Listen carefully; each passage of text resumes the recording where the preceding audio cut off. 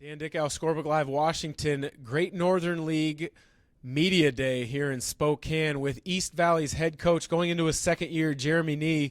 He's been a part of successful programs down in the Phoenix area, building that tradition, that culture here in East Valley. Coach, first quickly touch on the success that you were a part of down in Phoenix.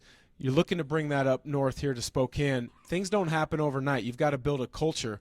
How do you go about doing that? Yeah, first, before you can change culture, you got to impact the climate. And I think we did a huge forward movement in that last year. And I think this summer was actually the transition where we went from climate to culture. And the culture is everything with purpose every single day. Work hard. You have to outwork the competition just to get to their level.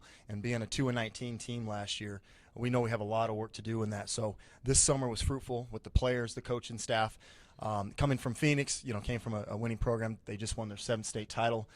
Shout out to Coach Fredericks down there, 30 years coaching in the Arizona Hall of Fame already as an active coach, has the most wins in school history. So being a part of that program and that winning culture, bringing those nuggets with us up here to East Valley High School, we're hoping to turn the tide for Knights basketball. Talking with one of your players, Colin Zerflu, mentioned that you guys have a lot of multi-sport athletes, in particular play football. That a lot of times breeds a lot of competitiveness. Are you experiencing that at East Valley? Yeah, and that's one of my big coaching points is, number one, I want multi-sport athletes. But number two, if I can get as many basketball players to play football, there's tools you get in football you can't get from any other sport, especially the competitive and the contact side of it.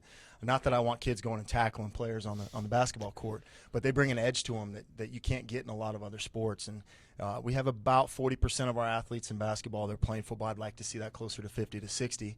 And it's not, I'm also a football coach, but the biggest point of getting them into football is bringing that competitive edge where you don't quit when it's third quarter and you're down by 15 going in the fourth. You still have a chance. And I think those tools and those grind that you get from a Friday Night Lights, fourth quarter, when you're in the trenches and it's raining or snowing like in this part of the country, we need that in basketball.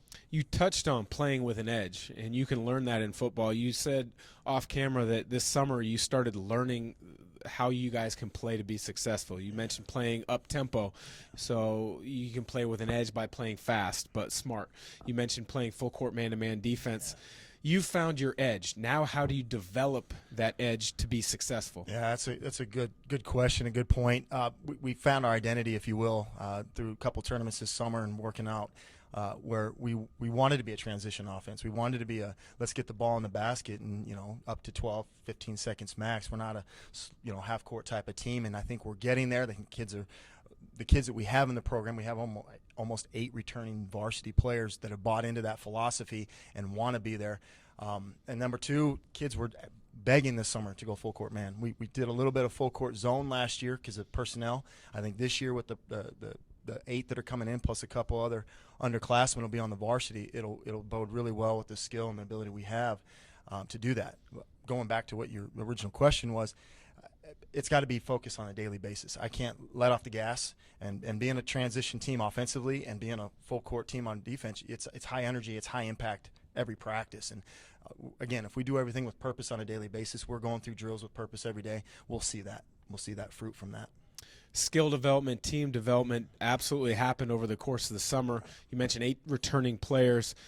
Has any one of those guys or 2 of those guys stood up as far as improving just a little bit more as the next guy and being able to be your impact player this year? Yeah, I can name 2 right off the back that spent the entire summer with us, not only in the weight room but also in our skill development sessions and with our basketball tournaments and leagues.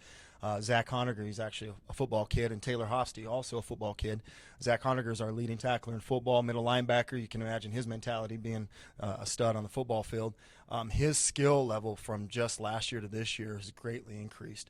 Being somebody that basketball is secondary or third sport to him, he increased tremendously on IQ and ball handling this summer.